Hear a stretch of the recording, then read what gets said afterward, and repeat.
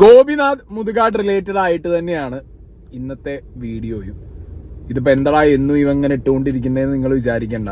കാരണം ടേക്കപ്പ് ചെയ്യുന്നില്ല ആരും, അല്ലെങ്കിൽ പ്രോപ്പർ ആയിട്ടുള്ള ഒരു ഇനീഷ്യൽ സ്റ്റേജ് ഒരു ഇൻവെസ്റ്റിഗേഷൻ വേണ്ട എടുക്കുക. അതായത് ഒരാൾക്കെതിരെ കേസ് എടുക്കണം എന്നല്ല, ഒരു അന്വേഷണം അല്ലെങ്കിൽ ഒരു അന്വേഷണ കമ്മിറ്റി ഫോം ചെയ്തിട്ട് സർക്കാർ തലത്തിൽ അവിടുത്തെ പ്രശ്നങ്ങൾ എന്തൊക്കെ, അവിടെ നിന്ന് അനുഭവിച്ച ആളുകളുടെ അടുത്തൊക്കെ പോയി നിങ്ങൾ അനുഭവിച്ച പ്രശ്നങ്ങൾ എന്താണ്, ഇപ്പം അവിടെയുള്ള അമ്മമാരോ കുട്ടികളോ വർക്ക് ചെയ്യുന്നവരെയൊക്കെ വിളിച്ച് കൗൺസിലിംഗ് പോലത്തെ കാര്യങ്ങൾ ചെയ്യാം. അങ്ങനെയൊക്കെ ചെയ്യാം. പക്ഷെ അതൊന്നും ഒരു രീതിയിലുള്ള കാര്യങ്ങളും മുന്നോട്ട് പോകാത്തത് കൊണ്ട് എന്താണെങ്കിലും നമുക്ക് കിട്ടുന്ന ഇൻഫർമേഷൻസും നമ്മൾ കണ്ണിൽ കാണുന്നതായിട്ടുള്ള കാര്യങ്ങളൊക്കെ നമ്മുടെ പെർസ്പെക്റ്റീവിൽ ഇരുന്നിട്ട് നമ്മൾ പ്രസൻറ്റ് ചെയ്യുക. ഓക്കെ, ബേസിക്കലി അത് തന്നെയാണ്. ഇപ്പോൾ media one out of focus. ഞാൻ ഇതിനു മുമ്പും പല കണ്ടന്റുകൾ ചെയ്ത സമയത്തും പറഞ്ഞിട്ടുണ്ട്, ഞാൻ ഔട്ട് ഓഫ് ഫോക്കസ് സ്ഥിരമായിട്ട് കാണുന്നൊരു വ്യക്തിയാണ്. ഓക്കെ, ചില ടോപ്പിക്കുകളോട് ഒട്ടും എനിക്ക് നല്ലൊരു അഭിപ്രായം അല്ലെങ്കിൽ പോലും മെജോറിറ്റി അവർ ചെയ്യുന്ന മോസ്റ്റ് ഓഫ് ദ ടോപ്പിക്കും എനിക്ക് ഭയങ്കരമായിട്ട് റിലേറ്റ് ചെയ്യാൻ പറ്റും. കാരണം അതിലിരുന്ന് സംസാരിക്കുന്ന ഏതെങ്കിലും 3 പേർക്ക് ഇരുന്ന് സംസാരിക്കുമ്പോൾ ഏതെങ്കിലും ഒരു വ്യക്തി പറയുന്ന കാര്യമൊക്കെ നമുക്ക് ഓക്കെ, ഇത് എൻ്റെ ഒരു പെർസ്പെക്റ്റീവിനെ ആയിട്ട് എനിക്ക് കൂട്ടി വെക്കാൻ പറ്റും എന്ന് തോന്നാറുണ്ട് എനിക്ക്. സോ ഞാൻ ഡെയിലി ഔട്ട് ഓഫ് ഫോക്കസിൽ വരുന്ന ടോപ്പിക്കുകൾ, അവർ കറൻ്റ് റെലവൻ്റ് ആയിട്ടുള്ള ടോപ്പിക്കുകൾ എടുത്ത് വെച്ചിട്ട് സംസാരിക്കാറാണ്. അപ്പോൾ ഇന്നലെ അവരെടുത്ത ഒരു ടോപ്പിക്ക് മുതുകാടിൻ്റെയാണ്. മുതുകാട് ഉത്തരം പറയേണ്ട ചോദ്യങ്ങൾ എന്ന് പറഞ്ഞിട്ട്. ഓക്കെ, വളരെ റെലവൻ്റ് ആയിട്ടുള്ള കുറച്ച് കാര്യങ്ങൾ അവർ മീഡിയ വൺ അവർ 3 പേരും ഇരുന്ന് സംസാരിച്ചപ്പോൾ അവർ 3 പേരിൽ 2 പേര് പറയുന്നുണ്ട്. പക്ഷേ കുഞ്ഞുങ്ങളോട് അദ്ദേഹം പെരുമാറുന്നത്, അല്ലെ കുഞ്ഞുങ്ങളുടെ രക്ഷിതാക്കളോട് പെരുമാറുന്നത് ശരിയല്ല. ഒരു അച്ഛൻ പറയുന്നുണ്ടായിരുന്നു, പിന്നെ എനിക്ക് നിങ്ങളുടേതുപോലെ കുഞ്ഞില്ലല്ലോ എന്ന് പിന്നെ ചോദിച്ചു. എന്നിട്ട് ഞാനിതൊക്കെ തരുന്നു, അത് ഔദാര്യമല്ലേ? അത് കേട്ടപ്പം ഒരു വാള് കൊണ്ട് വെട്ടുന്നത് പോലെയാണ് എനിക്ക് തോന്നിയതെന്ന് ഒരു രക്ഷിതാവ് പറയുന്നുണ്ട്. അദ്ദേഹം അത് അങ്ങനെ ചോദിച്ചോ ഇല്ലയോ നമുക്കറിയില്ല. പക്ഷേ ഈ വിമർശനങ്ങൾക്ക് മറുപടി ആയിക്കൊണ്ട് ഗോപിനാഥ് ഇറക്കിയ വീഡിയോയിൽ അദ്ദേഹം ഒരു വാചകം പറയുന്നുണ്ട്, എനിക്ക് ഇത്തരം കുട്ടികളില്ല, എന്നിട്ടും ഞാനിത് നടത്തുന്നു. അത് പറയാൻ പാടില്ലാത്ത വാചകമാണ് ഗോപിനാഥ് പറഞ്ഞിരിക്കുന്നത്. അങ്ങേർക്ക് കുഞ്ഞുങ്ങളുണ്ടോ ഇല്ലയോ എന്നുള്ളത് ആളുടെ വിഷയമല്ലല്ലോ. ഇനി നിങ്ങളിത് നടത്തിയേ പറ്റുമെന്ന് അദ്ദേഹത്തോട് ആരും പറഞ്ഞിട്ടുമില്ലല്ലോ. അത് ഉത്തരവാദപ്പെട്ട ഒരാൾ പറയാൻ പാടില്ലാത്ത വാചകമാണ്. അദ്ദേഹം വിശദീകരണ വീഡിയോയിലും അദ്ദേഹം പറഞ്ഞു എന്നുള്ളത് തന്നെ ഭയങ്കരമായിട്ട് സങ്കടപ്പെടുത്തുന്നുണ്ട്. നമുക്കറിയില്ല എന്താണ്, അദ്ദേഹം കുറേ കാര്യങ്ങൾ വിശദീകരിക്കുന്നുണ്ട്, രക്ഷിതാക്കൾ ചില കാര്യങ്ങൾ വിമർശനം ഉന്നയിക്കുന്നുണ്ട്. അപ്പോൾ ഇതിലിപ്പോൾ എന്താ ഒരു വഴിയെന്ന് ചോദിച്ചാൽ, ഇത് ഗവൺമെൻറ് എയ്ഡ് കൂടെയുള്ള സ്ഥാപനമാണല്ലോ, ഗവൺമെൻറ് ഉത്തരവാദിത്തമുണ്ട്, ഗവൺമെൻറ് അല്ലെങ്കിൽ തന്നെ ഉത്തരവാദിത്തമുണ്ട്. കാരണം ഭിന്നശേഷിക്കാർ ഇവർ സ്വകാര്യ സ്ഥാപനം നടത്താൻ വിചാരിക്കുക, ഭിന്നശേഷിക്കാർക്ക് വേണ്ടിയിട്ട് ഗവൺമെൻറ് ഒരു 5 പൈസ കൊടുക്കുന്നില്ല എന്ന് വിചാരിക്കുക, എന്നാലും ഗവൺമെൻറ് അതിൽ ഉത്തരവാദിത്തമുണ്ട്. ആരാണ് ഈ ആരോപണം ഉന്നയിക്കുന്ന ആളുകൾ? ആരോപണം ഉന്നയിക്കുന്ന ആളുകൾ ഇത്തരം കുട്ടികളുടെ മാതാപിതാക്കളാണ്. 5-6 പേർ ഇതിനകം തന്നെ ഈ വലിയ ഗുരുതര അലിഗേഷൻ ഉന്നയിച്ചു കഴിഞ്ഞിട്ടുണ്ട്. അങ്ങനെ ഉന്നയിക്കുന്ന ആളുകൾക്കുള്ള ഉദ്ദേശ ലക്ഷ്യം എന്താണ്? ഗോപിനാഥ് മുതുകാടിനെ പോലെ വലിയൊരു ടവറിംഗ് ഫിഗറിനെതിരെ എന്തിനാണ് ഇവർ ആരോപണം ഉന്നയിക്കുന്നത്? അപ്പോൾ അവരുടെ അനുഭവങ്ങൾ പങ്കുവയ്ക്കുകയാണ്, അവരുടെ കുട്ടികളെ കൂടി ജീവിക്കുമ്പോഴുള്ള പ്രയാസത്തിൻ്റെ നടുവിൽ നിന്നുകൊണ്ടാണ് അവർ സംസാരിക്കുന്നത്. അപ്പോൾ അതുകൊണ്ട് ഈ പറയുന്ന ആളുകൾ നിക്ഷിപ്ത താല്പര്യങ്ങൾ ഉണ്ടാവാൻ സാധാരണ നിലയ്ക്ക് ഒരു സാധ്യതയും ഇല്ലാത്ത 4-5 പേർ എന്തിനാണ് ഗോപിനാഥ് മുതുകാടിനെതിരെ ആരോപണം ഉന്നയിക്കുന്നത്? ആ ചോദ്യത്തിന് ശരിയാമണ്ണമുള്ള വിശദീകരണം ഗോപിനാഥ് മുതുകാട് നൽകണം. ഈ സംസ്ഥാനത്തെ മുഴുവൻ ഭിന്നശേഷിക്കാരായിട്ടുള്ള കുഞ്ഞുങ്ങളുടെയും ഏജൻസി എടുത്ത് പ്രവർത്തിക്കുന്നു എന്ന മട്ടിലാണ് ഇപ്പോൾ ആ സ്ഥാപനത്തിൻ്റെ പോക്ക്. അതിൻ്റെ പേരിലാണ് ആളുകൾ വിശ്വാസത്തോടെ അതിനകത്ത് പണം മുടക്കുന്നത്. അതുകൊണ്ട് ആ സ്ഥാപനം എന്തുമാത്രം ശരിയാമണ്ണമാണ് പോകുന്നത് എന്ന ചോദ്യം, എന്ന് വെച്ചാൽ സാമ്പത്തിക ക്രമക്കേടുകൾ അതിനകത്തുണ്ടോ എന്ന ചോദ്യം അവിടെ ഉണ്ട്. കുഞ്ഞുങ്ങളെ ശാസ്ത്രീയമായിട്ടാണോ കൈകാര്യം ചെയ്യുന്നത്? ഇത്തരം പ്രശ്നങ്ങളുള്ള കുഞ്ഞുങ്ങളെ ശാസ്ത്രീയമായിട്ടാണോ കൈകാര്യം ചെയ്യുന്നത്? ഒപ്പം തന്നെ എല്ലാവർക്കും ആ സ്ഥാപനത്തിലേക്ക്, സർക്കാർ എയ്ഡ് വാങ്ങി പ്രവർത്തിക്കുന്ന ഒരു സ്ഥാപനത്തിലേക്ക് പ്രവേശനത്തിന് എല്ലാവർക്കും തുല്യതയുള്ള മാനദണ്ഡങ്ങൾ അത് ഉറപ്പാക്കുന്നുണ്ടോ? അതോ ഗോപിനാഥ് മുതുകാടിൻ്റെ ആർട്ട് ഫോം പെർഫോം ചെയ്യാൻ കഴിയുന്ന തരത്തിൽ ഹെൽത്തിയായ കുഞ്ഞുങ്ങളെ മാത്രം പിക്ക് ചെയ്യുക, എന്നിട്ട് അവരെ കൊണ്ട് പെർഫോം ചെയ്യിക്കുക, എന്നിട്ട് അവർ മൊത്തം ഈ കമ്മ്യൂണിറ്റിയുടെ പ്രതീകങ്ങളാണെന്ന പേരിൽ ആളുകളുടെ ഒരു കരുണയും ദയാവായ്പും എല്ലാം ഇവിടേക്ക് മാത്രമായി സ്വീകരിക്കുക എന്നീ ഏർപ്പാടുകളുണ്ടോ എന്നത് പരിശോധിക്കേണ്ടവരാണ്. പെർഫെക്റ്റ് ആയിട്ട് ഇന്നലെ ഔട്ട് ഓഫ് ഫോക്കസിൽ മീഡിയ വണ്ണിൽ അവർ സംസാരിച്ചു.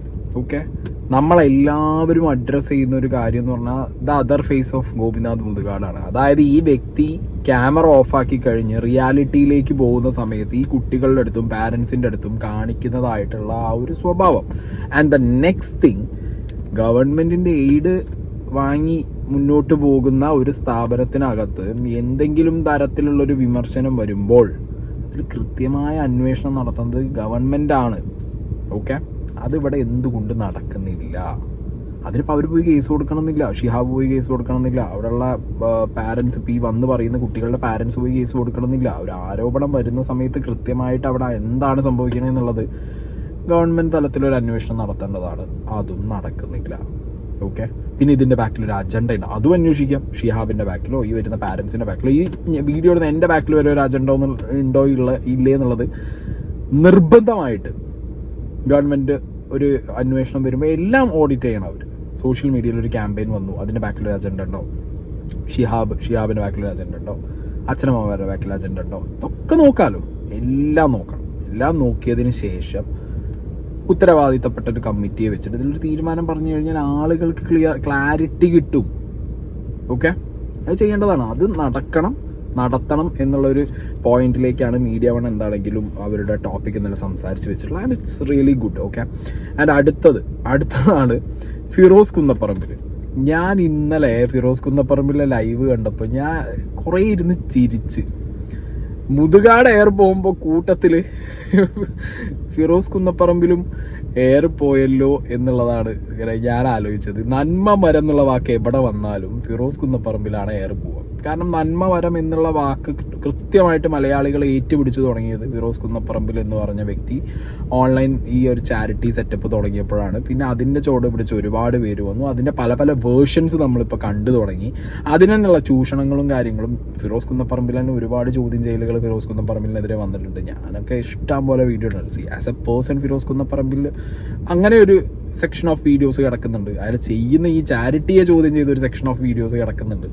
എന്താണെങ്കിലും ഗോപിനാഥ് മുതുകാട് ഏറെ പോയപ്പോൾ കൂട്ടത്ത് പോയത് ഫിറോസ് കുന്നപ്പറമ്പിലാണ്. ആൻഡ് ഫിറോസ് കുന്നപ്പറമ്പിൽ ഇന്നലെ വന്നിരുന്ന് ഇത് അഡ്രസ്സ് ചെയ്തത് അതിലും ഒരു കോമഡി ആയിട്ടാണ് എനിക്ക് പേഴ്സണലി ഫീൽ ആയത്. അതായത് സ്വയം വന്നിരുന്ന് എന്തായാലും മുതുകാട് പോയി എന്നെ കൂടി കേട്ടടാ എന്നുള്ള രീതിയിൽ വന്നിട്ട് സ്വയമേവ വന്ന് പ്രസന്റ് ആയ പോലെ എനിക്ക് പേഴ്സണലി ഫീൽ ആയി. എന്തായാലും ഫിറോസിന്റെ വീഡിയോയും കൂടി ഒന്ന് കാണാം. ഞാൻ ആ ക്യാപ്ഷനിൽ കൊടുത്ത കാര്യം തന്നെയാണ്. കാരണം നമ്മുടെ ജീവിതത്തിലെ മറ്റൊരാൾക്കും ഒരു ബാധ്യതയോ അല്ലെങ്കിൽ ഒരു പ്രയാസങ്ങളോ ഉണ്ടാക്കിയിട്ടില്ല എന്നുള്ളതാണ് വിശ്വാസം. നമ്മളെ കൊണ്ട് കഴിയുന്ന രീതിയിൽ മറ്റുള്ള ആളുകൾക്ക് എന്തെങ്കിലുമൊക്കെ സഹായങ്ങൾ ചെയ്തു കൊടുക്കാൻ സാധിക്കുമെങ്കിൽ അത് ചെയ്തു കൊടുക്കാം. ഈ ചാരിറ്റി പ്രവർത്തനങ്ങൾ പോലും ആരുടെയെങ്കിലും പൈസ വാങ്ങിച്ചിട്ടോ കമ്മീഷൻ വാങ്ങിച്ചിട്ടോ അതല്ലെങ്കിൽ മറ്റൊരു രീതിയിലോ ഇന്നുവരെ ചെയ്തിട്ടില്ല, ഇനി അങ്ങോട്ട് ചെയ്യൂല. മനസ്സിലാവണമെങ്കിൽ ഞാൻ എന്നും പറയാറുണ്ട്, ആരെങ്കിലുമൊക്കെ എവിടെന്നെങ്കിലുമൊക്കെ വന്ന് അവർക്ക് തോന്നുന്നത് ലൈവിൽ വിളിച്ചു പറയുമ്പോൾ അതല്ല അതിന്റെ സത്യം. 2 ദിവസം മുമ്പ് ഒരു അഡ്വക്കേറ്റ് ശ്രീജിത്ത് പെരുമന്റെ പോസ്റ്റ് ഞാൻ കണ്ടു. അദ്ദേഹത്തിന് പറയാനുള്ളത് മജീഷ്യൻ മുതുകാടിനെയാണ്. പക്ഷേ മുതുകാടിനെ മോശമായിട്ട് അദ്ദേഹം ചിത്രീകരിക്കാൻ ശ്രമിക്കുന്നതിന്റെ ഇടയിലും അദ്ദേഹം തുടക്കം കുറിച്ചത് എന്റെ പേര് പറഞ്ഞിട്ടാണ്. അതായത് ഫിറോസ് കുന്നംപറമ്പിൽ 60-40 കമ്മീഷൻ വാങ്ങിക്കുന്ന ഒരു വ്യക്തി എന്ന് തുടങ്ങിയിട്ടാണ് മജീഷ്യൻ മുതുകാടിലേക്ക് അദ്ദേഹത്തിന്റെ എഴുത്തിനെ കൊണ്ടുപോയത്. ഞാൻ അതിനകത്ത് കയറിയിട്ട് കൃത്യമായിട്ട് ഞാൻ ചോദിച്ചു, നിങ്ങളുടെ LLB ഒക്കെ എടുത്ത ഒരാളല്ലേ, ഞാൻ എവിടെന്നെങ്കിലും പണം വാങ്ങിച്ചിട്ടുണ്ടെങ്കിൽ ആ ബന്ധപ്പെട്ട കമ്മിറ്റിക്കാരെയോ ആളുകളെയോ കൊണ്ട് കൃത്യമായ തെളിവുമായിട്ട് നിങ്ങൾ ലൈവിൽ വന്നിട്ട് സംസാരിക്കണം. അതല്ലാതെ എന്തെങ്കിലും എഴുതിയിടുന്നത് ഒരു മാന്യനായിട്ടുള്ള ഒരാൾക്ക് ചേർന്നതല്ല. മാന്യത അവിടെ നിൽക്കട്ടെ. പണ്ട് ഇവന് ഓട്ടോറിക്ഷ ഓടിക്കായിരുന്നു, പണ്ട് ഇവന് ആ പണിയായിരുന്നു ഈ പണിയായിരുന്നു, ഇവൻ എവിടെ നിന്നാണ് പണം, ഇവൻ എവിടെ നിന്നാണ് ഇങ്ങനെ നടക്കാനുള്ള കാര്യങ്ങൾ എന്നൊക്കെ ചോദിച്ചിട്ടാ പലരും എഴുതണേ. എടോ, ഞങ്ങളിതൊന്നും ചാരിറ്റിയിൽ നിന്നും കട്ടിട്ടല്ല. ഞാൻ ഇപ്പോഴും പറയുന്നില്ല, ഞാൻ ചെയ്ത വീഡിയോകളൊക്കെ നിങ്ങളുടെ മുന്നിൽ ഇന്നും പകൽ വെളിച്ചം പോലെ കിടക്കുന്നുണ്ട്. അതിൽ രോഗികളുണ്ട്, അതിൽ കമ്മിറ്റിക്കാർ.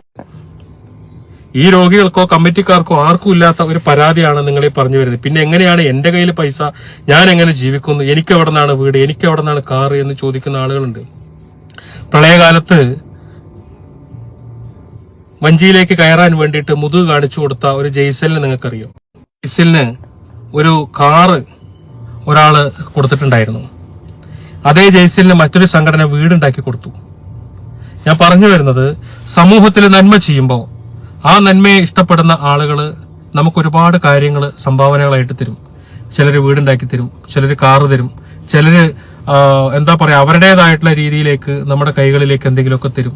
സത്യത്തിൽ ഇതൊക്കെ കൊണ്ട് തന്നെയാണ് ഞാൻ മുന്നോട്ട് പോയിക്കൊണ്ടിരിക്കുന്നത്. ഇതൊക്കെ തന്നെ എന്റെ കയ്യിലുള്ളൂ.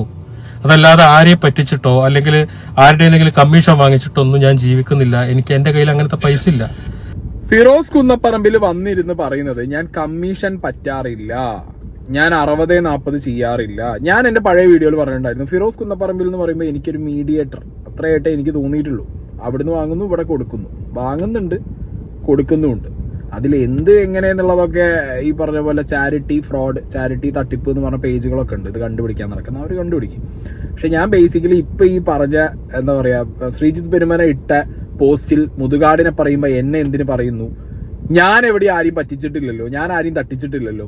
എന്റെ ജീവിതത്തിൽ ഞാൻ ഓട്ടോ ഓടിച്ച് നടന്ന ആള്, ഞാൻ വലിയ വീട് വെക്കുന്നു, കാറ് വാങ്ങുന്നു, എന്റെ ജീവിതം ഭയങ്കര അടിപൊളിയായിട്ട് പോകുമ്പോൾ എനിക്ക് ഇതിന്റെ സോഴ്സ് എവിടെ നിന്ന് ആളുകൾ ചോദിക്കും ഫിറോസെ, ആളുകൾ ചോദിക്കും.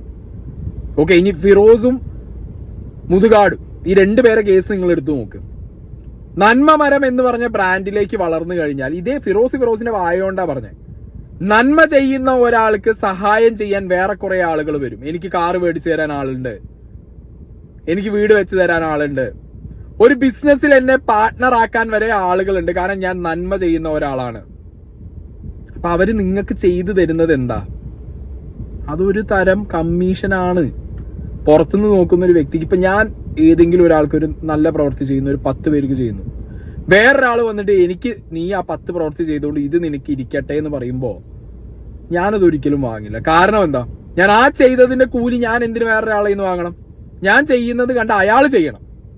അല്ലാതെ അയാൾ വന്നിട്ട് എനിക്ക് കാശ് തരണ്ട, എനിക്കൊന്നും വെച്ച് തരണ്ട, എനിക്കായിട്ട് അയാളൊന്നും ചെയ്യണ്ട. മനസ്സിലായോ? അങ്ങനെയാണ് ചിന്തിക്കേണ്ടത്. ഞാനൊക്കെ അങ്ങനെ ചിന്തിക്കുക. അല്ലാതെ ഞാൻ 10 പേർക്ക് നന്മ ചെയ്യുന്ന ഒരാളാണ്, ഞാൻ സ്വയം ബ്രാൻഡ് ആവുകയാണ്. അതിന്റെ ബാക്കിലാണ് ഞാൻ ഈ പറയുന്ന, എനിക്ക് തോന്നുന്നത് എന്നെ പോലെ സംസാരിക്കുന്ന എല്ലാവരും മുതുകാട് എന്ന് പറഞ്ഞ വ്യക്തിക്കെതിരെ സംസാരിക്കാൻ കാരണം സ്വയം ബ്രാൻഡായി മാറാൻ വേണ്ടി ഈ നന്മയിൽ പൊതിഞ്ഞ് നടക്കുകയാണ്. ഈ സ്വയം ബ്രാൻഡായി മുതുകാട് പറഞ്ഞ സെയിം കാര്യമല്ലേ ഫിറോസ് ഇപ്പൊ പറയുന്നേ. മുതുകാട് പറഞ്ഞെന്താ? എനിക്ക് ഷർട്ടും പാന്റും മേടിച്ചത് അമേരിക്കയിലുള്ള ഏതോ ഒരു വ്യക്തിയാണ്, എനിക്ക് ജീവിക്കാനുള്ള മാർഗങ്ങൾ തരുന്നത് ഞാൻ അവിടെ ഇവിടെ പോകുമ്പോൾ ഓരോരുത്തരും എനിക്ക് തരികയാണ്. ഫിറോസ് കുന്നപ്പറമ്പിൽ ഇട്ടിരിക്കുന്ന ഷർട്ട് അർമാനി എക്സ്ചേഞ്ച്, ഫിറോസിന് ആരെങ്കിലും മേടിച്ചു തന്നാവൂല. ആ ഷർട്ടിന്റെ വില എന്ന് പറയുന്നത് 6000-5000 രൂപയാണ്. അർമാനിയുടെ മിനിമം 3000 രൂപ വരും ആ ഒരു ഷർട്ടിന്. കാരണം ഞാൻ അർമാനിയുടെ സാധനങ്ങൾ ഉപയോഗിക്കുന്ന ഒരു വ്യക്തിയാണ്. ഓക്കെ, അപ്പൊ ഇതിപ്പോ ഈ ഫിറോസ് വാങ്ങിയതാണോ അതോ ഫിറോസ് പറഞ്ഞത് വെച്ചിട്ടാണെങ്കിൽ ഫിറോസിന് ആരെങ്കിലും മേടിച്ചു തന്നതായിരിക്കും. അപ്പൊ വിലപിടിപ്പുള്ള സാധനങ്ങൾ ഫിറോസിന് കിട്ടുന്നു, വണ്ടി കിട്ടുന്നു, കാറ് കിട്ടുന്നു, ഡ്രസ്സ് കിട്ടുന്നു, ബിസിനസ്സിൽ പാർട്ട്ണർ ആകുന്നു ഫിറോസ് പലരുതും, അവരെ വിളിച്ചാക്കുന്നു. ഇതൊക്കെ എന്ത് ബ്രാൻഡ് വാല്യൂലാ ഫിറോസ് കുന്നപ്പറമ്പിൽ നിന്ന് കിട്ടുന്നേ? ചാരിറ്റി, നന്മ മരം, ഈ ബ്രാൻഡിലല്ലേ നിങ്ങൾക്ക് വരുന്നേ. അപ്പൊ ബേസിക്കലി നിങ്ങൾ എന്താ ചെയ്യുന്നത്? നിങ്ങളുടെ ബ്രാൻഡ് വാല്യൂ ഫിറോസ് കുന്നപ്പറമ്പിൽ എന്ന് പറഞ്ഞ ബ്രാൻഡ് വാല്യൂ കൂട്ടുകയാണ്. എന്ത് വെച്ച്? ചാരിറ്റി വർക്ക് മുന്നിൽ വെച്ച് അത് കാണിച്ചിട്ട് സെയിം പരിപാടി തന്നെയാണ് വേറൊരു കുപ്പിക്കകത്തിരുന്നിട്ട് ഈ പറഞ്ഞ ഗോപിനാഥ് മുതുകാടും ചെയ്യുന്നത്. അയാളുടെ ബ്രാൻഡ് വാല്യൂ കൂട്ടുകയാണ്. ഓക്കെ, ആ കുട്ടികളെ വെച്ച് ഇതിലാണ് എല്ലാവരും എതിർപ്പ് പറയുന്നത്. അല്ലാതെ ഇതിപ്പോ വലിയ കാര്യം പോലെ വന്നിരുന്നിട്ട് നിങ്ങൾ എന്തിനാ എന്നെ കുറ്റം പറയുന്നത്? ഈ ശ്രീജിത്ത് പെരുമേന എന്തിനാ എന്നെ കുറ്റം പറഞ്ഞത്? പിന്നെ ആ പ്രളയ സമയത്ത് ഇങ്ങനെ എന്താ പറയാ പുറം കാണിച്ചു കൊടുത്ത് ഒരു ലേഡി പുറത്ത് ചവിട്ടിപ്പോയ ആ ഒരു ജെസ്സിയിലോ എന്താ ആ പയ്യന്റെ പേര് പറഞ്ഞു, അവന് കാറ് കിട്ടിയില്ലേ, വീട് കിട്ടിയില്ലേ, അവൻ അതിനുശേഷം എല്ലാ വെള്ളക്കെട്ടിലും പോയിട്ട് എല്ലാവർക്കും ഇങ്ങനെ എന്താ പറയാ നമസ്കരിച്ചിരുന്ന് എന്റെ പുറത്ത് ചവിട്ടി പോയിക്കോന്ന് അവൻ പറഞ്ഞു. ആ സിറ്റുവേഷനിൽ അവൻ അത് ചെയ്തു. ആ വ്യക്തി ആ സിറ്റുവേഷനിൽ അത് ചെയ്തു, അത് സമൂഹം കണ്ടു, ഏറ്റെടുത്തു. അവനത് സ്ഥിരം തൊഴിലാക്കിയില്ല. അത് മാറ്റണ്ട് ഫിറോസെ. അല്ലാതെ ഫിറോസ് കുന്നപ്പറമ്പിൽ വന്നിരുന്ന് ഈ പറയുന്ന പോലെ ഞാൻ എന്ന് പറഞ്ഞ വ്യക്തി എനിക്കൊന്നുമില്ല, എനിക്കെല്ലാം കിട്ടുന്നത് ബാക്കിയുള്ളവർ സംഭാവന തന്നാണ്. ആ സംഭാവന എവിടുന്ന് വരുന്നു? ആ സംഭാവന എങ്ങനെ കിട്ടുന്നു? വെറുതെ ഫിറോസ് കുന്നപ്പറമ്പിൽ വീട്ടിലിരുന്നിട്ട് ലൈവ് ഇട്ട് കഴിഞ്ഞാൽ കിട്ടുമോ? ഇല്ല. ഫിറോസ് കുന്നപ്പറമ്പിൽ എന്ന് പറഞ്ഞ വ്യക്തി ഈ പറഞ്ഞ നന്മ മരം എന്ന ഫിഗറിൽ വന്ന് ആളുകളിലേക്ക് ഈ ഫണ്ട് ബൈപ്പാസ് ചെയ്യുന്ന ഒരു മീഡിയേറ്റർ ആയി നിൽക്കുന്നത് കൊണ്ട് നിങ്ങളെല്ലാവരും ആക്സെപ്റ്റ് ചെയ്യുന്നു. അത് നിങ്ങളാദ്യം ആക്സെപ്റ്റ് ചെയ്യേ.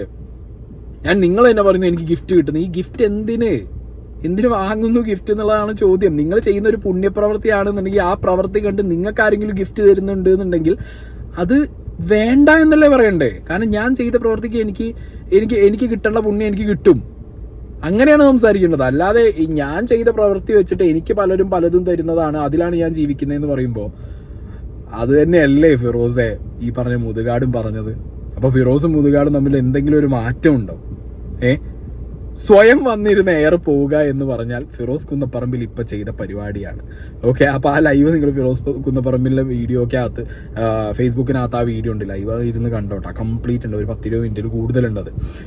ഇനി അടുത്തത് ജംഗ്ഷൻ ഹാക്കിൽ നമ്മുടെ അനിൽ സാറിൻ്റെ ഒപ്പം വസന്ത ഹേമന്ത്, ഓക്കെ, അവരുടെ ഒരു ഇന്റർവ്യൂ വന്നിട്ടുണ്ട്. ഓക്കെ, അവരുടെ കുട്ടി അവിടെ ഉണ്ടായിരുന്നതാണ് മാജിക് പ്ലാനറ്റിൽ. അപ്പം ഈ അമ്മ ഓൾറെഡി സുനിത ദേവദാസിന്റെ ചാനലിൽ വന്നിട്ട് അവർ സൂമിലൊരു ബൈറ്റ് കൊടുത്തതാണ്. ഇപ്പം അവർ നേരിട്ട് വന്ന് ഇവിടെ വസന്ത ഹേമന്ത് കമ്മിയുമല്ല കൊങ്ങിയുമല്ല സംഖ്യയുമല്ല ആത്മാഭിമാനമുള്ള ഒരു അമ്മ, അവർ വന്നിരുന്നിട്ട് ആ ചാനലിൽ കുറച്ച് കാര്യങ്ങൾ പറയുന്നുണ്ട്. ഓക്കെ, ഞാൻ പ്രതികരിച്ചത് ഞാനല്ല ആദ്യമായിട്ട് പ്രതികരിച്ചത്. എനിക്ക് പ്രതികരിക്കണമെന്നുണ്ടെങ്കിലും ഞാനത് ആരെങ്കിലും എന്നെ പോലെ വരുന്നെങ്കിൽ ഞാൻ അന്നേരം എനിക്ക് പറയാനുള്ളത് പറയുമെന്ന് ഞാൻ അവിടെ പറഞ്ഞിട്ടാണ് വന്നത്. അവിടെ അമ്മമാരുടെ ഒരു പ്രതിരോധ സേന അവിടെ ഉണ്ട്, പ്രതിരോധ സേന. അതായത് അവരെ ഉപയോഗിച്ചാൽ മാത്രമേ ഇതിങ്ങനെ കൊണ്ടുപോകാൻ പറ്റത്തുള്ളൂ. ഈ സ്ഥാപനത്തിലുള്ള സംഗതികളെ പ്രതിരോധിക്കാൻ. അതെ, ഇപ്പൊ എന്ന് വെച്ചാൽ ഒരു മുൻ തടവുകാരൻ ജയിലിൽ പിന്നെ ചെല്ലുന്ന തടവുകാരനെ കൈകാര്യം ചെയ്യാൻ കൊടുക്കുന്നത് പോലെയാണ് നമ്മൾ അവിടെ ചെല്ലുമ്പോൾ. മനസ്സിലായില്ലേ? ഇപ്പൊ തന്നെ ഈ ഇഷ്യൂ ഉണ്ടായി. അവിടുത്തെ അമ്മമാര് അയ്യോ അത് നിങ്ങൾ പറയുന്ന പോലെ ഒന്നും അല്ല, ദൈവമാണ്, ഞങ്ങൾ കണ്ട ദൈവമാണെന്ന് പറയാൻ അവര് നിർബന്ധിതരാകും. കാരണം അവരങ്ങനെ പറഞ്ഞെങ്കിലേ അവർക്ക് അവിടെ നിൽക്കാൻ പറ്റത്തുള്ളല്ലോ. അവര് അവിടുത്തെ ഗുണഭോക്താക്കളാണ്. അവർക്ക് ഈ പറഞ്ഞ പോലെ അവിടെ എന്തെല്ലാം ഉണ്ടോ അതിനകത്തെല്ലാം അവരുണ്ട്. അപ്പൊ പിന്നെ അവർക്ക് അവിടെ കഴിഞ്ഞ് വേറൊരു സ്ഥലത്ത് ഈ ആനുകൂല്യങ്ങൾ കിട്ടത്തില്ല. അപ്പൊ പിന്നെ അവർക്ക് അവിടെ നിന്നേ പറ്റൂ. പക്ഷെ അവരെയും കൂടി നിലനിർത്തണമെങ്കിൽ ഈ പറഞ്ഞ ഞങ്ങളെപ്പോലുള്ള ഒരു വലിയ സംഘം ഓഡിയൻസ് അവിടെ ഉണ്ടാവണം. ഞങ്ങളിലൂടെ അവർ കാണുന്നത് വലിയൊരു ഓഡിയൻസിനെയാണ്. പല വ്യത്യസ്തമായ കളറുള്ള, കൾച്ചറുള്ള, എഡ്യൂക്കേഷൻ ലെവലുള്ള ഒരുപാട് സമൂഹത്തിൻ്റെ, നാടിൻ്റെ, കേരളത്തിൻ്റെ, ഇന്ത്യയുടെ നാനാഭാഗത്തു നിന്നുള്ള ഓഡിയൻസിനെയാണ് അവരിവിടെ അറേഞ്ച് ചെയ്തിരിക്കുന്ന ഓഡിറ്റോറിയത്തിൽ. ഈ വസന്ത പറയുന്ന ഇപ്പോൾ പ്രതിരോധിക്കാൻ ഒരാളുകൾ വേണം എന്ന് പറയുമ്പോൾ വസന്തയോട് അങ്ങനെ പ്രതിരോധിക്കണമെന്ന് തീർച്ചയായിട്ടും അല്ല, എന്നോട് അങ്ങനെ ആവശ്യപ്പെടാൻ എന്നോട് അവരാവശ്യപ്പെട്ടത് ഈ ഗ്രൂപ്പ് ഓഫ് പീപ്പിൾ. ഇപ്പോൾ മാർക്കറ്റിംഗ് ഞാൻ പറഞ്ഞല്ലോ, ഓൾറെഡി ഞാൻ മാർക്കറ്റിംഗ് ടാലൻറ്റഡ് ആണെന്ന് അവരോടും പറഞ്ഞിട്ടുണ്ട്. അപ്പോൾ അവർ പറയുന്നത് ഇവിടെ നല്ല മാർക്കറ്റിങ്ങിന് സ്കോപ്പുണ്ട്. ഇവിടെ ട്രിവാൻഡ്രത്തൊക്കെ ഇവിടെ ഇല്ലേ താമസിക്കുന്ന വണ്ടിയുണ്ടല്ലോ.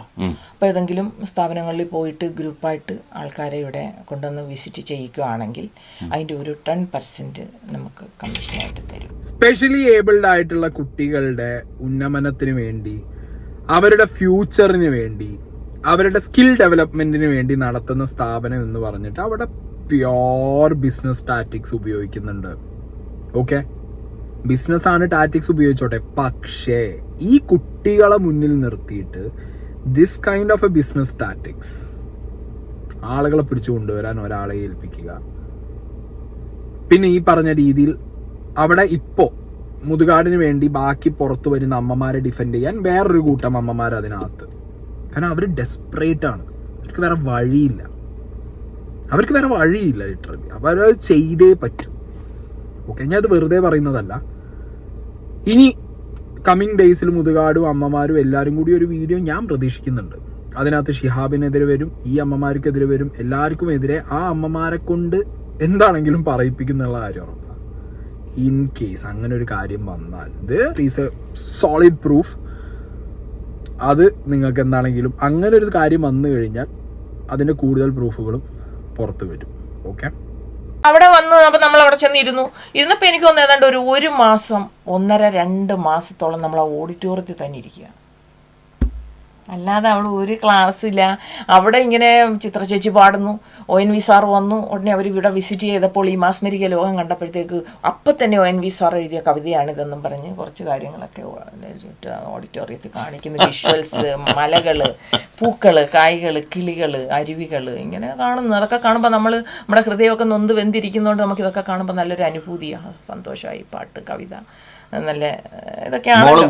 മോളുണ്ട്, പിള്ളേരുമായിട്ടിരിക്കുന്നത് ഈ ഓഡിറ്റോറിയത്തിൽ ഇരിക്കുക. കുറേ നാൾ ഞങ്ങൾ അങ്ങനെയൊക്കെ ഇരുന്ന് കുറച്ച് ദിവസം കഴിഞ്ഞപ്പോഴത്തേക്ക് കൊച്ചുങ്ങളെ മാത്രം അകത്തോട്ട് വിടുന്നൊരു സംഭവം ഉണ്ടായി. ആദ്യം കുറച്ച് നാൾ കൊച്ചുങ്ങളുണ്ടായിരുന്നു, പിന്നെ കൊച്ചുങ്ങളെ അകത്തോട്ട് ഒരു സ്ഥലത്തേക്ക് കൊച്ചുങ്ങളെ വിടുന്നു. അപ്പം ഈ നമ്മൾ ചെല്ലുന്നതിന് മുമ്പ് ഒരു ബാച്ച് ഉണ്ട് അവിടെ. അവരെന്ന് പറഞ്ഞാൽ അവരെക്കുറിച്ച് നമ്മൾ മനസ്സിലാക്കിയത്, ഇവർ നാടിൻ്റെ പല ഭാഗത്തുനിന്ന് അവിടെ തന്നെ ട്രിവാൻഡ്രത്ത് തന്നെയുള്ള ആ ബാച്ചിൽ ഒരാൾ പോലും പുറത്ത് റെൻറ്റിന് താമസിക്കുന്നവരില്ല. 5 പേർക്ക് അവിടെ സ്ഥിരം കൊടുത്തിട്ടുണ്ട്, ബാക്കിയുള്ളവരെല്ലാം ഡേ കെയറുകാരാണ്. 5 പേരേ ഉള്ളൂ റെസിഡൻഷ്യൽ. അതെന്ന് വെച്ചാൽ സെലക്ട് ചെയ്ത് അവിടെ വെച്ചിരിക്കുക. ഇവരെ എല്ലാത്തിനും പ്രോഗ്രാമിന് കൊണ്ടുപോകാൻ ഇവരെ പഠിപ്പിച്ചാൽ വേറൊരാളെ പഠിപ്പിച്ചെടുത്താൽ അവരുടെ അസറ്റ് ആവുന്നില്ലല്ലോ. ഇപ്പം ഞാൻ പഠിപ്പിച്ചോണ്ടി എന്ന കൊച്ച്, ആ കൊച്ചിനെ പഠിപ്പിച്ച് ആ കൊച്ചിങ്ങി പോരുമ്പോൾ നമ്മുടേതായിട്ട് ഇങ്ങി പോരത്തില്ലേ? അവിടെ എഗ്രിമെന്റോട് കൂടി വില്ലയും കൊടുത്ത് ഫുഡും കൊടുത്ത് സാലറിയും കൊടുത്ത് വെച്ചാൽ അവർ പോകത്തില്ലല്ലോ. പിന്നെ അവരുടെ ഗ്രൗണ്ട് പോകാത്ത ബാക്ക്ഗ്രൗണ്ട് ആയിരിക്കണം. അപ്പം ഞാനെന്ന് പറയുമ്പോൾ എൻ്റെ ഫാമിലി, എൻ്റെ മറ്റു കുട്ടികൾ, അങ്ങനെയൊക്കെ ഉണ്ട്. ഒരുപാട് കോഴിക്കോട് ഒരുപാട് സ്ഥലങ്ങളിൽ നിന്ന് ഇവിടുന്ന് എന്തോ ഒരു നമ്മൾ അത്ഭുതമായ എന്തോ ഒരു വസ്തു നമ്മുടെ കുഞ്ഞിന് കിട്ടും. ഒരു പക്ഷേ വയലൻ്റ് എടുക്കുന്ന കൊച്ചായാലും എന്തെങ്കിലും നമ്മൾ അറിയാത്തൊരു, അപ്പം അതിനുള്ള ക്ലാസ്സൊക്കെ ഇവിടെ കിട്ടുന്നുണ്ട്. ഓരോരുത്തർ വന്ന് പിന്നെ പ്രത്യേകിച്ച് പുള്ളിയും വന്നിട്ട് ക്ലാസ് എടുക്കുന്നുണ്ട്. നിങ്ങൾ സ്ഥിരമായി ഇവിടെ വരണം, നിങ്ങൾ ഒരു ദിവസം പോലും ആബ്സെൻ്റ് ആകരുത്. അതാണ് എനിക്ക് പറയാനുള്ളത്. മനസ്സിലായില്ലേ? സ്ഥിരമായി ഇവിടെ വരണം. പക്ഷെ ഇപ്പം ഞാൻ എൻ്റെ അനുഭവത്തിൽ നിന്ന് മനസ്സിലാക്കുന്നത്, സ്ഥിരമായി വരുന്നത് ഇവിടെ ഈ ആളുകൾ വരുമ്പോൾ ഏത് സമയത്ത് വൈകിട്ട് എല്ലാ ദിവസവും വിസിറ്റേഴ്സ് ഉണ്ട്, അവിടെ ഓഡിയൻസ് ഉണ്ട്. അവിടെ 3 കാറ്റഗറി. 1 അന്തേവാസികൾ ഞങ്ങൾ, 2 ഗസ്റ്റ്, 3 ഓഡിയൻസ് അല്ല വിസിറ്റേഴ്സ്. ഓഡിയൻസ് വിസിറ്റേഴ്സ്, ഇതാണ് കാര്യം. അപ്പം അതിന് ഒരു സെക്ഷൻ മാജിക്, ഒരു സെഷൻ സർക്കസ്, ഒരു സെഷൻ നാടകം, ഒരു സെഷൻ കുട്ടികളുടെ ഭിന്നശേഷി കുട്ടികളുടെ പാട്ട്, ഭിന്നശേഷി കുട്ടികളുടെ ഡാൻസ്, ഭിന്നശേഷി കുട്ടികളുടെ ചെണ്ട, വയലിൻ, ഇങ്ങനെ പല കാറ്റഗറി ആയിട്ട് ഇങ്ങനെ പണ്ട് ഉപയോഗിച്ചിരുന്ന തിയേറ്ററുകൾ ഇങ്ങനെ നിരനിരയായിട്ട് വെച്ചിരിക്കുക. അതിൽ നമ്മുടെ കുട്ടികളെ ഈ ഡാൻസ് ചെയ്യുന്ന ഒരു കരിങ്കൽ ഭിത്തിയുള്ള ഒരു തിയേറ്ററാണ്. അതിൻ്റെ പേര് ജാലിയോ. അവിടെ ചെന്ന് കഴിഞ്ഞാൽ എവിടെയും ചെന്നാൽ നമ്മുടെ മനസ്സിന്, ഇപ്പോൾ പണ്ടത്തെ പിന്നെ അക്ബർ ചക്രവർത്തിയുടെ കൊട്ടാരത്തിലെ കരിങ്കൽ ഭിത്തികളുള്ള ചിത്ര തൂണുകളുള്ള അവിടേക്കൊക്കെ ചെന്നിരിക്കുമ്പോൾ കളർ ലൈറ്റുകളും പിന്നെ മ്യൂസിക്കുകളും ഒക്കെ ഇടുമ്പോൾ നമ്മളൊക്കെ ചിന്തിക്കും, എന്തൊരു സ്വച്ഛമായ അന്തരീക്ഷം ഇവിടെയൊക്കെ ഇരിക്കുക എന്ന് പറഞ്ഞാൽ, ഇത് കാണുക എന്ന് പറഞ്ഞാൽ എന്ത് അത്ഭുതം. അപ്പോൾ ഈ കുഞ്ഞുങ്ങളിങ്ങനെ നിരത്തി വെച്ചിരിക്കുക. അപ്പോൾ ഇതിനകത്തൊക്കെ കുറേ വികൃതികൾ കാണിക്കുന്നവർ കാണും, അവരെയാണ് ക്യാമറ ഫോക്കസ് ചെയ്യുന്നത്. അപ്പം ഇത്രയും വികൃതി കാണിക്കുന്നവരെ ഞങ്ങളിവിടെ ഡീൽ ചെയ്യുന്നു എന്നുള്ളതാണ്. മനസ്സിലായില്ലേ? ഇതിൻ്റെ പിന്നിൽ എന്തൊക്കെയാണ്, നമ്മൾ എത്ര വയസ്സായപ്പോഴാണ് ഈ കുട്ടിയെ കൊണ്ടുവന്നത്, നമ്മൾ എത്ര വയസ്സിലാണ് ഈ മൂളിപ്പാട്ട് പാടിത്തുടങ്ങിയത്, ഈ ചലനാത്മകത തിരിച്ചറിഞ്ഞത് എവിടെയാണ്, അത് ഡെവലപ്പ് ചെയ്തത് ഏത് വഴിയിൽ കൂടെയൊക്കെയാണ്, ഇതിനൊന്നും അവിടെ പ്രസക്തിയില്ല.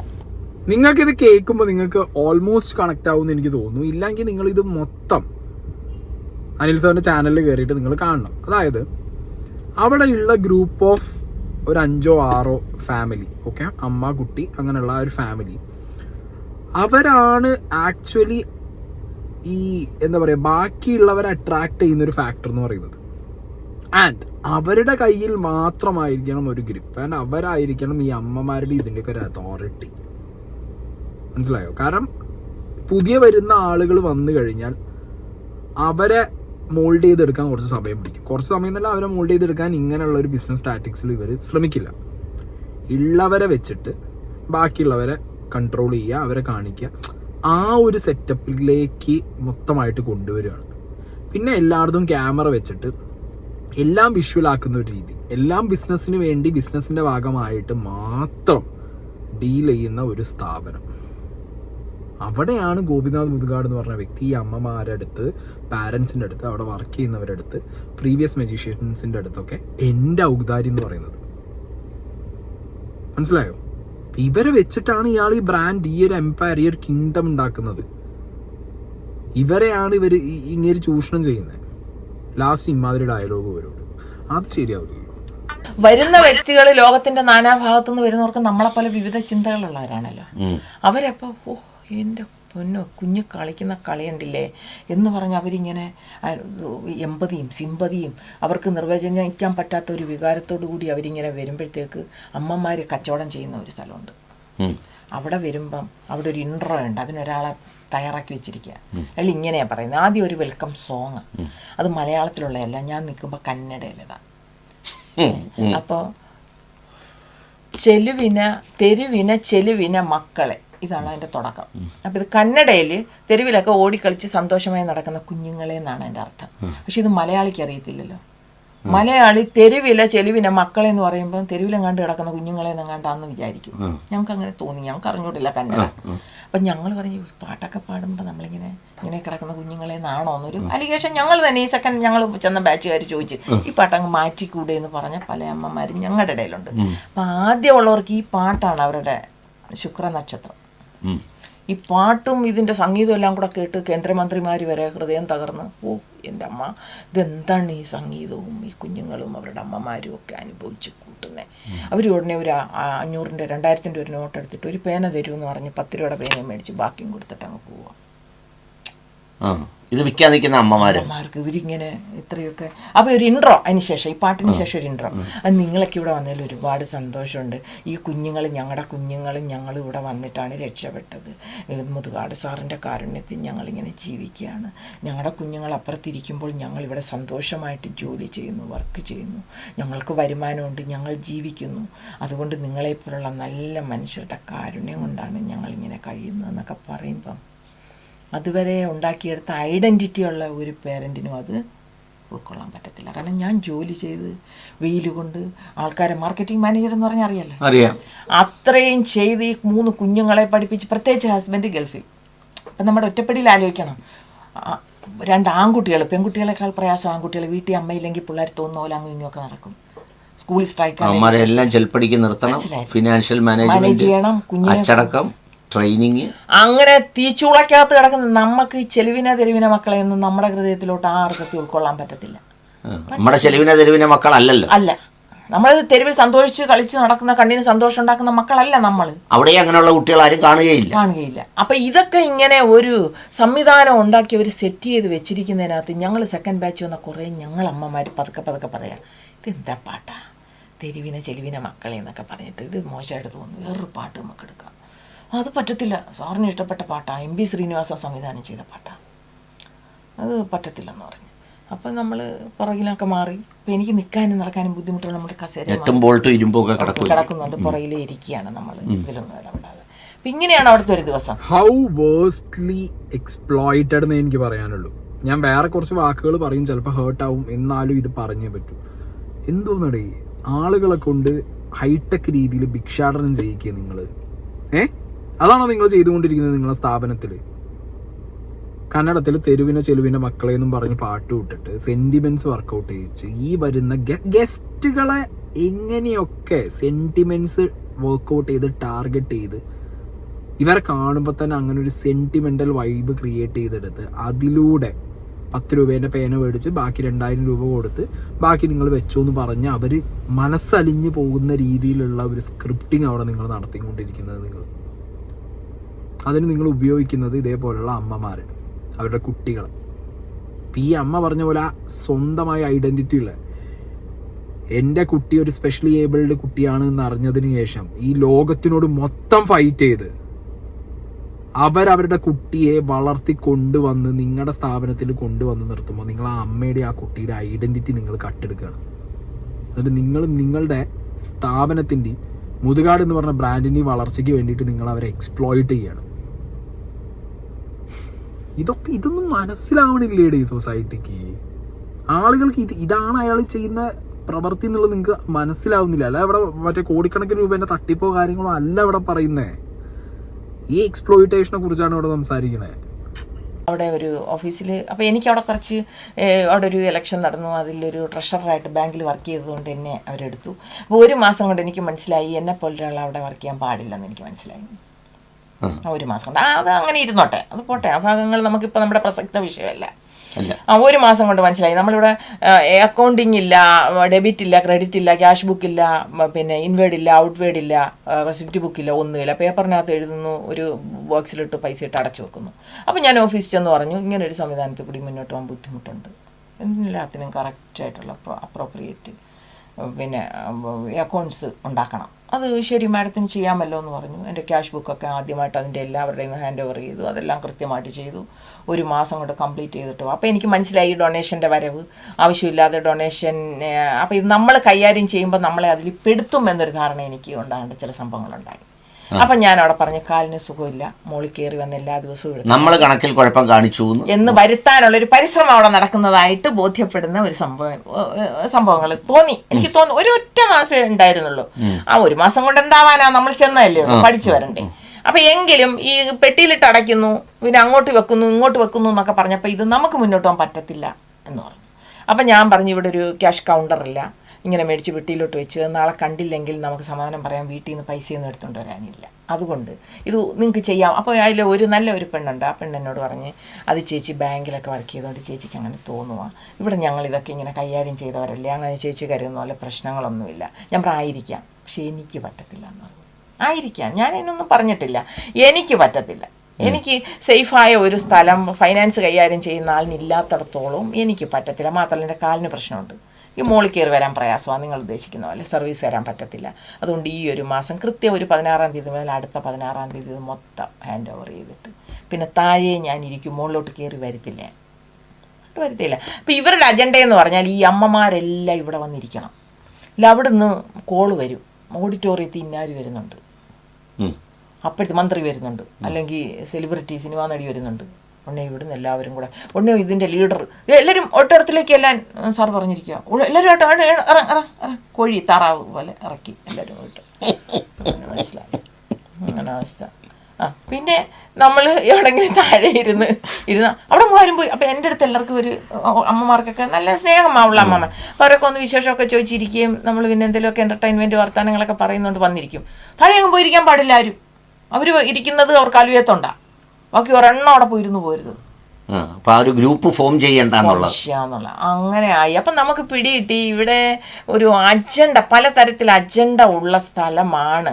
ഇവിടെ നമ്മൾ ഒരു കാര്യവും കൂടുതലൊന്നും, പിന്നെ കൊച്ചിൻ്റെ കാര്യം വന്നപ്പോഴത്തേക്ക് ടീച്ചർമാരെന്ന് പറഞ്ഞാൽ ഈ പറഞ്ഞ പോലെ ക്യാമറയുടെ മുമ്പിൽ ഒരുപാട് ക്വാളിഫിക്കേഷനും അതും ഇതൊക്കെ പറയുന്നെങ്കിലും ഹൃദയത്തിനകത്തുനിന്നൊരു ചേർത്ത് പിടിക്കാത്ത ഒരു ടീച്ചറിനും ഈ കൊച്ചുങ്ങളെയും അമ്മമാരെയും സമാധാനപ്പെടുത്താൻ പറ്റത്തില്ല. കറക്റ്റ്. കാരണം ഈ വിഷയം ഹൃദയത്തിൻ്റെ വിഷയമാണ്. Exact point. ഈ വിഷയം ഹൃദയത്തിന്റെ വിഷയമാണ്. ഈ ഒരു സ്ഥാപനത്തിനകത്ത് ഓക്കെ, ഈ ഒരു അമ്മ അവിടെ കൃത്യമായിട്ട് അവിടെ വർക്ക് ചെയ്തു എന്ന് വരെ പറയുന്നുണ്ട് ഫിനാൻസിൽ. അപ്പോൾ ആ കാര്യങ്ങളൊക്കെ അവിടെ നിൽക്കട്ടെ എന്ന് അവർ തന്നെ പറഞ്ഞു. ഫിനാൻസിന്റെ കാര്യങ്ങളൊക്കെ അവിടെ നിൽക്കട്ടെ, അതല്ല പ്രശ്നം. അവർ പറഞ്ഞൊരു പോയിന്റ് ഉണ്ട്, താറാവിനെയും കോഴിനെയൊക്കെ വിളിക്കുന്ന പോലെ. എനിക്ക് ആദ്യം മുതലുള്ള ഡൗട്ടായിരുന്നു, ഈ അമ്മമാരെ എന്തിനടാ അവിടെ കൊണ്ടുവന്ന്, അമ്മമാരെ അങ്ങനെ അവിടെ കൊണ്ടുവന്ന് ഇരുത്തുകയാണെന്നുണ്ടെങ്കിൽ കൃത്യമായിട്ടുള്ള അമ്മമാരുടെ ഇൻവോൾവ്മെന്റ് ഈ കുട്ടികളുടെ ഓരോ അവിടെ ഉള്ള മണിക്കൂറുകളിലും മിനിറ്റുകളിലും ഉറപ്പ് വരുത്തണം. ഇതല്ല, ഇത് അമ്മമാരെ കൊണ്ട് വേറൊരു സ്ഥലത്തെടുക്കും. അവിടെ കുറേ മറ്റേ കരീക്ഷമ എന്ന് പറഞ്ഞൊരു സെന്ററിൽ അമ്മമാരുടെ എന്തൊക്കെയോ വെൽഫെയർ എന്ന് പറയുന്നു, പുറത്തുനിന്നൊക്കെ സാധനങ്ങൾ മേടിക്കുന്നു, കുറേയൊക്കെ അവിടെ ഉണ്ടാക്കുന്നു വെക്കുന്നു, എന്നിട്ട് വിൽക്കുന്നു. ഇവരുടെ മെയിൻ ആവശ്യം ക്രൗഡ് വേണം. ഓക്കെ, ഇവരുടെ ബിസിനസ് ഹവേഴ്സിൽ വരുന്ന ഈ പറഞ്ഞ VIP സെലിബ്രിറ്റീസ്, ഗസ്റ്റ്, ഇവരെയൊക്കെ മുന്നിൽ ക്രൗഡ് കാണിക്കണം. അയ്യോ ഇവിടെ നിൽക്കുന്ന ഇൻമേറ്റ്സ്, ചിലപ്പോൾ അങ്ങനെയായിരിക്കും പറയാം. ഇപ്പോൾ എവിടെയെങ്കിലും പുറത്തുനിന്ന് വരുന്ന ഒരാളോട് പറയുകയാണ് these all are here like they are inmates. ഇവർ ഇൻമേറ്റ്സ് ആണ് ഇവിടുത്തെ. അവർ പുറത്ത് നിൽക്കുന്ന ആളൊന്നും ഉണ്ടാവില്ല. ഗസ്റ്റിന് എന്താ ഇത്രയും അമ്മമാരെയും കുട്ടികളെയൊക്കെ നോക്കുന്ന ഒരു യൂണിവേഴ്സൽ റേഞ്ച് പ്രൊജക്റ്റ്. മനസ്സിലായില്ലേ? ഇതൊക്കെയാണ് അവിടുത്തെ ബിസിനസ്സുകൾ. മനസ്സിലായോ? ഇതിനെക്കുറിച്ചാണ് ഇവിടെ സംസാരിച്ചുകൊണ്ടിരിക്കുന്നത്, ഈ എക്സ്പ്ലോയിറ്റേഷനെ കുറിച്ചിട്ട്. പിന്നെ അത് അതർ ഫേസ് ഓഫ് ഗോപിനാഥ് നന്ദഗാഡ്, ഇവരോടുള്ള സ്വഭാവം, പെരുമാറ്റം, സംസാരം. ഇത് ഇനിയും മനസ്സിലായില്ല എന്നുണ്ടെങ്കിൽ ഞാൻ ഇനിയും വീഡിയോ ചെയ്യും. എനിക്ക് കിട്ടുന്ന സോഴ്സ് വെച്ച് ഞാൻ വീഡിയോ ചെയ്യും. മനസ്സിലാവുന്നവർ മെല്ലെ മനസ്സിലാക്കിയാൽ മതി. ഒരാളോ രണ്ടാളൊക്കെ വെച്ച് മനസ്സിലാക്കിയാൽ മതി. More than enough.